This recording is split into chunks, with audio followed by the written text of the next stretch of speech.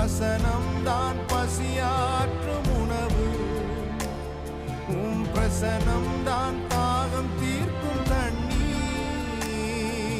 நீரே என் வெளிச்சமும் மீட்புமானி, நீரே என் ஜீவனின் பலனானி. நீரே என் வெளிச்சமும் மீட்புமானி, நீரே என் ஜீவனின் பலனானி. நானும் அபிஷேக ஒலிவமரம், மாலயத்தில் நடப்பட்டவன், உம் சமூகத்தில் வாழ்கின்றவன்,